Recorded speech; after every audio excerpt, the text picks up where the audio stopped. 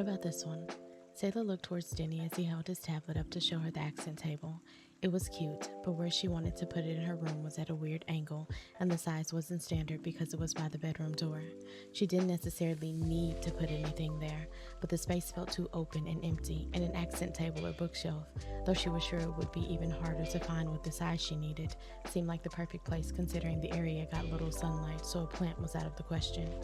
"What are the dimensions?" she asked. "Never mind," her friend responded after checking them. "Maybe we can get on Pinterest to find some inspiration and DIY you something. It'll probably take us a month since I've never built anything in my life and you're picky when it comes to your space, but we can try." Saelah laughed. "I'm not picky. I just don't want a modge podge of items thrown together and labeled retro when it's just a hot mess, but something custom is a great idea." She mentally facepalmed because she didn't know why she hadn't thought of that before. She went into her bedroom, took a picture of the space, grabbed her purse off the dresser, and went back to the living room. "Where are you headed?" Denny asked as Saelah went to the shoe cabinet and switched her slippers for sneakers. "To see a talented man about a bookshelf," she responded. "I'll be back soon." She exited the apartment and walked the few blocks to Suguru's shop in the warm weather. When she stepped inside, she found a man behind the counter with his blonde hair and a ponytail. If she had to guess, she'd say he was right out of high school. "Hi, welcome," he stated, and his English pronunciation impressed her. "Hi, I'm looking for Suguru. Is he here?" she asked, and his eyes lit up with surprise and excitement. She'd never come across someone so excited about her knowing Japanese. "Yes, hold on a moment." She watched him walk to the door that led to the workroom. It was usually open when Suguru was manning the shop by himself and was working on a piece, but she supposed since his employee was there, he had no need to keep an ear out. "Ghetto-san, there's someone here to see you," the young man said through the door after knocking. "He should be out in a minute," he informed her, returning behind the counter. "Thank you."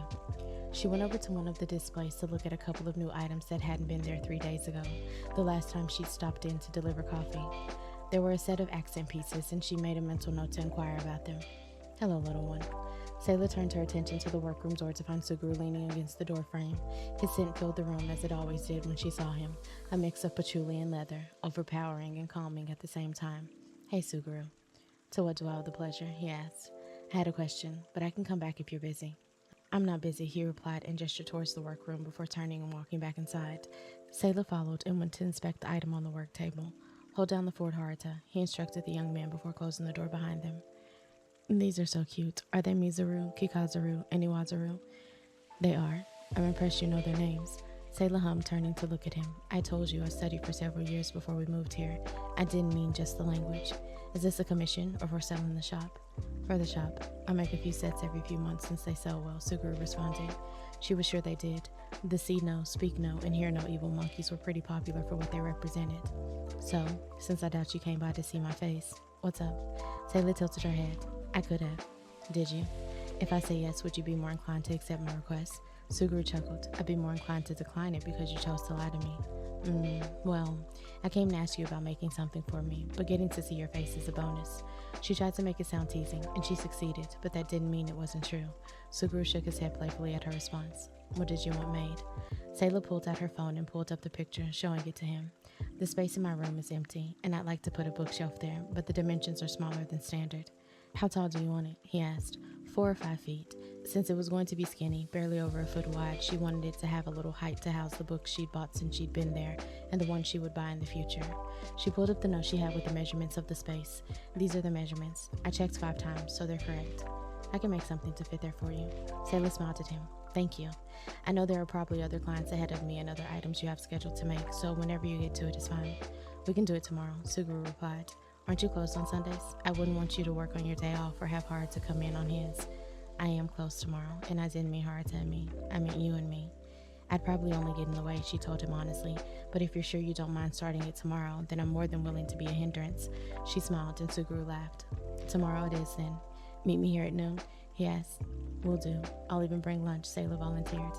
"Then it's a date. Think about what you want it to look like, and, depending on the complexity, we should be able to finish it in a few hours." Saelah nodded, stuck on him saying it was a date. She knew it was a turn of phrase, but something about the way he said it, the tone of his voice, led her to believe that he was not using it as a saying and meant it. "Okay, I'll come with some references. I won't keep you any longer. See you tomorrow, Suguru." "See you, little one." Saelah exited the workroom, and Haruta stood from where he had been leaning over the counter. She waved at him, and he returned it as she left the shop. Once she was back home, she'd barely changed her shoes before Denny asked her where she had gone. There's a shop that builds custom items. I passed it going to the coffee shop. I went to see if he'd be able to make a bookshelf for me.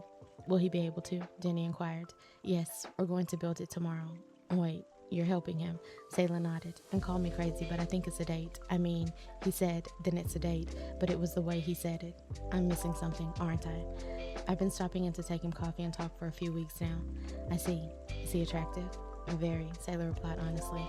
More attractive than the other two? No, they're each a different type of attractive, but are definitely tied for first place. Denny smirked at her. Look at you. I'm trying to be like you when I grow up, he teased. Saelah laughed. Yeah, right. Since you met him, Suguna has been the only thing on your mind. I doubt you'd even give anyone else a chance. First, he has not been the only thing on my mind. And second, it's easy to hang out with him because our schedules align with both of us working nights. If you say so. Denny nudged her playfully. Whatever, Miss Girl. You need to focus on what you're going to wear to this might be a date that's cute but functional for furniture building. Saelah didn't have to think much about it. If she was going to help, as minute as it would be, she wanted to be comfortable first and foremost, but she had just the outfit to wear. What she really needed to figure out was whether she would order takeout or cook the lunch she'd volunteered to bring. Decisions. Saelah arrived at the shop the next day 5 minutes before noon with lunch she'd made packed in bentos and drinks in a tote bag. The close sign was displayed and she knocked on the door. She didn't have to wait long before she saw Suguru come from the back to let her in. She couldn't help but take him in.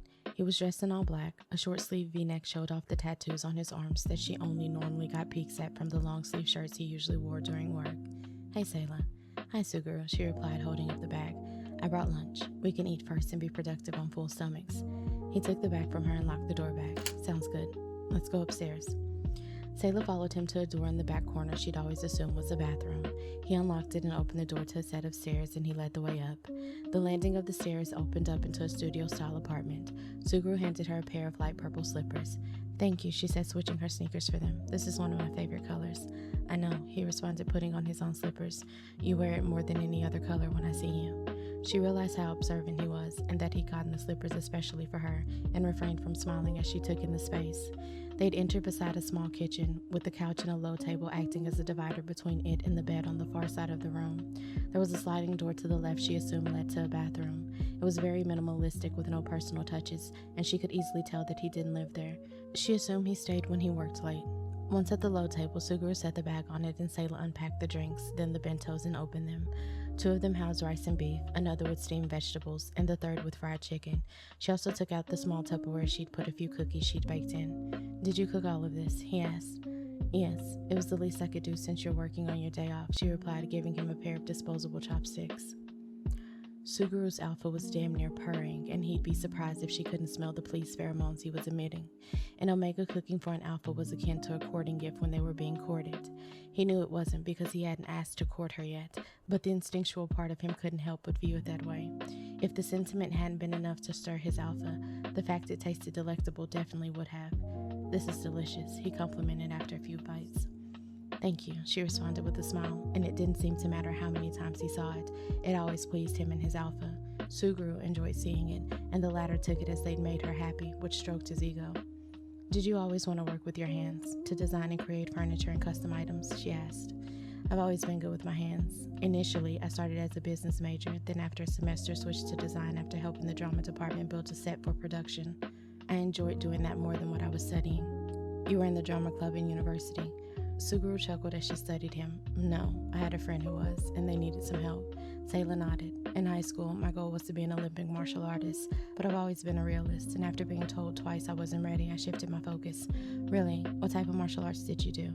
I practiced karate when I was younger. Same, though I practiced a few others. It was my focus, the one I'm belted highest in. What belt? Black belt, 2nd degree, he replied. She glared at him playfully. Show off, but it is impressive. Suguru chuckled. Where did you stop? Purple.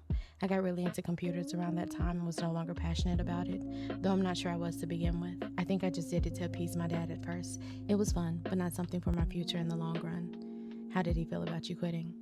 I don't think he was too happy about it, but my mom didn't care, and I'm sure she was the reason he never said anything to me about it, at least for a while.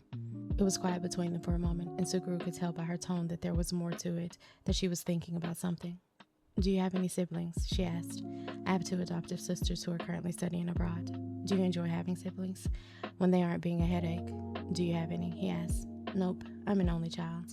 So was I for a while. Then my parents told me they were adopting 2 little girls when I was 17, but it was fine. I was only in the house for another year, and we get along well. They continued to converse as they ate, and when they finished, they changed their shoes, and he led the way down the stairs and into the workroom. "Did you bring references for what you want it to look like?" he asked. "I did." She passed him her phone after bringing up a picture. "You can swipe through them." Suguru looked through the pictures. There were only 4 of them, and 2 of them had a similar design. He grabbed a piece of paper and a pencil and took a few minutes to sketch a blend of the designs. When he finished, he looked up to find Saelah looking at a few pieces he started but hadn't finished yet. "What do you think of this?" he asked, drawing her attention, and she joined him at the table. "I like it. It's a perfect mix of the ones I chose." "You don't want me to change anything?" She shook her head. "No, I honestly think it's perfect." "Then let's get to work," he said. He got up and grabbed safety gloves and goggles for them both. Suguru had stayed late yesterday evening to stain the wood he planned for them to use to match what he'd seen in the picture of her bedroom. That way, when they finished, she could have the piece that day. He measured and marked off the pieces before cutting them to size. The bookshelf would be 5 feet tall and lightweight since the width wouldn't be too great. Suguru wanted to make sure it was sturdy enough to hold whatever she wanted to put on it. He'd done the cutting and gave her the job of marking off the pieces as he cut them to make sure they had the correct number from the drawing. When they finished that, he put the buzzsaw to the side. "Will you grab the drill in the container beside it?" he asked, pointing to where they were. She grabbed them and sat them on the work table. Suguru pulled her in front of him, giving her the pencil and guiding her hand to where to place marks for them to secure the pieces together after measuring from each corner. Her perfume wafted around him and invaded his senses, but he wanted to smell her natural scent. His fingers itched to peel off her scent patches, if even a little bit. Suguru released her when they marked all the pieces, and she held the outside pieces steady for him to secure them together. She handed him the first shelf to put in and then ventured over to something that caught her eye. He paid little attention to it as he secured the shelf and grabbed the second one. "Suguru, what's this?" He looked up to see what she was talking about and found her holding a bottle of acidic wood stain. "Put that down," he demanded, an alpha command slipping in, and she immediately put it back where she got it from. "I'm sorry," she replied, stepping away from the shelf. He couldn't smell her, but instinct told him he'd frightened her with his tone, and he hadn't meant to. Suguru removed his gloves and tossed them onto the table before approaching her. He took her face in his hands. "I'm sorry. It's acidic for specific wood stains. I didn't want you to waste it on yourself and get hurt." He ran his thumb over her cheeks. In hindsight, his reaction could have caused just that. "It's okay. I shouldn't have been touching things, especially when I don't know what they are. It's fine. I don't mind. Just be careful, yeah?" he requested, and she nodded with a smile. They got back to work, and it didn't take them long to finish the rest of the bookshelf. He tested its sturdiness, and when he turned to ask her what she thought, he found her smiling at the piece in excitement. "This is going to be perfect," she said. "I'm glad you like it. How far do you stay?" He saw her when she went to and came from the cafe, but he didn't know how far she went once she passed his shop on her way back. "I live in the apartment above the flower shop a few blocks down," she responded. "I'll wrap it, and I can follow you there." "Are you sure?" "Yeah, it's not a problem." Suguru wrapped the bookshelf, then loaded it onto the trolley. He made sure he had his keys, and Saelah led them out of the front door. He ensured it was locked and then followed her to her apartment. "I can help you carry it up the stairs," she volunteered. "I've got it," he replied.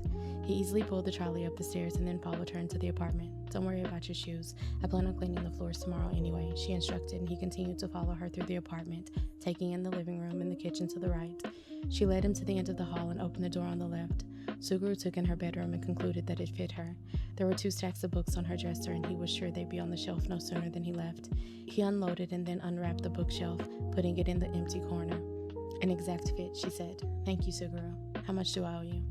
"You can call us even with the delicious lunch you made." She immediately shook her head. "That's not fair to you."